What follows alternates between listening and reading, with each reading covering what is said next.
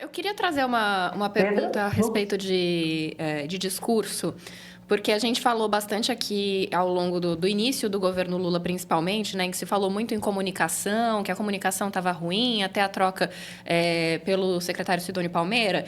E a gente falou que, na verdade, a análise que a gente fez aqui na época é que não era exatamente um problema de discurso, mas um problema do que estava sendo dito e do que estava sendo oferecido às pessoas, né? E aí, hoje, eu vou trazer duas informações que eu ouvi na CBN hoje de manhã para trazer essa pergunta, que é... O primeiro foi um comentário do Sardenberg dizendo que... criticando o Desenrola e dizendo que não tem nenhum incentivo ao bom pagador, e também criticando essa relação que a população está fazendo na pesquisa, mas que ele discorda que seja uma relação direta, entre bets e endividamento, né? Ele diz que o maior problema do endividamento está no rotativo do cartão de crédito e não nas bets necessariamente. E aí o governo anunciou hoje também que vai lançar mais duas fases do Desenrola, né? A primeira para brasileiros que estão endividados, mas estão em dia com essas dívidas, né? Então, provavelmente o pessoal que entrou ali no rotativo do cartão, mas que está pagando uma mensalidade com juros todo mês ali na fatura, para quitar a dívida em 12, 24, sei lá quantas vezes.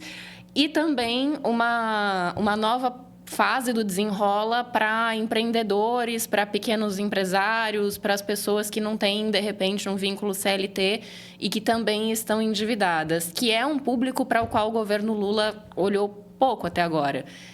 Vocês acham que isso configura algum tipo de entrega? Isso pode ser o que faltava, não no discurso, mas da entrega mesmo do governo? Isso pode mexer nesses ponteiros eleitorais? Não, acredito que sim. Quando a gente fala de comunicação, sempre a culpa é da comunicação ou é da imprensa, né? A gente tem esses dois lados, né? Ou você está dentro e critica um ou critica o outro. E você tem toda a razão quando você fala que não é só comunicação, qual é o projeto desse governo, né? Acho que o Lula 3 não trouxe ainda qual é o seu projeto, diferente de quando ele se elegeu das outras vezes, né? Que ele trouxe toda a questão social, continuidade dos programas econômicos e por aí adiante, né? O Lula 3, ele tinha como objetivo ali a reconstrução, não é? É uma reconstrução que não é clara para as pessoas de que se trata, né? Se é uma reconstrução da democracia, se é uma reconstrução dos programas sociais, que as pessoas não sentem que elas perderam, até porque na última eleição Bolsonaro foi quem deu um auxílio emergencial maior do que sempre existiu, né? Então esse discurso deixou de fazer sentido, ou seja, não tem um medo de perda, né, do que está acontecendo. E acho que é um governo que patina muito em saber qual é a sua mensagem. Não é? Então, acho que esses programas que podem ser paliativos, que podem, à vista de alguém que se debruça sobre eles, dizer isso não vai resolver o problema da população, isso vai atrapalhar ainda mais, isso vai ser mais um problema, mas são benesses eleitorais aí com as quais a gente convive no ano eleitoral, que podem sim,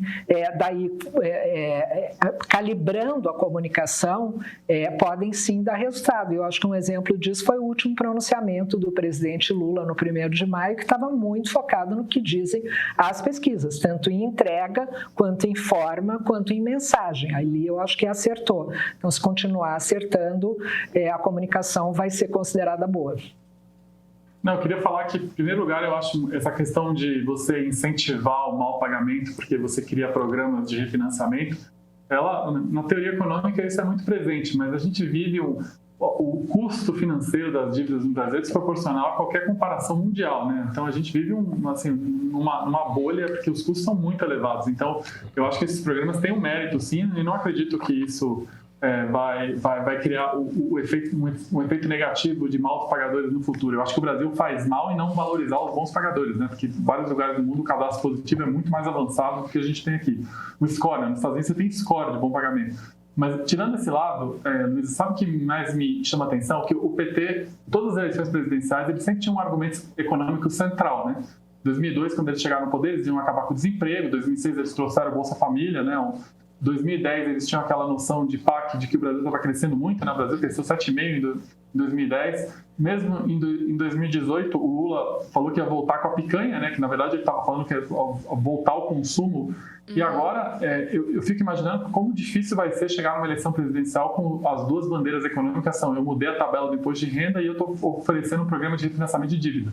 É um argumento que, na minha opinião, de todas as vitórias que o PT teve em campanhas presidenciais, talvez seja o argumento mais difícil de ser feito numa campanha eleitoral. Por isso que está tentando emplacar o fim da escala 6x1, né? E aí, eu não sei se o Pedro estava com outros planos, mas eu atravessei os planos do Pedro, provavelmente, mas eu penso que esse é um bom gancho, Pedro. Depois você retorna. Não, pera um instantinho. Antes de você me atropelar aqui, eu só queria tocar aqui num ponto, porque eu acho que é importante a gente sublinhar. Que esse é o grande pé de barro desse governo. Porque, veja, esse é o grande pé de barro, eu acho, na marca Lula. Por um motivo muito simples. A marca Lula é entregar consumo, poder de consumo para quem nunca teve poder de consumo. Isso é o Lula. Isso fez a mágica do Lula. O problema do slogan nunca antes na história desse país é que no tempo de bonança ele tem significado. No tempo que a gente está vivendo, ele precisa ser escondido. Mas como é que você esconde isso de um brasileiro que olha para o Lula e a primeira coisa que pensa é nunca antes na história desse país? O que as pessoas olham... Porque aí entra numa segunda questão prática mesmo, pelo amor de Deus, o Maurício, que é o economista aqui, eu não quero de forma alguma, Maurício, atropelar a coisa da qual você entende, a Débora entende e eu não. Mas...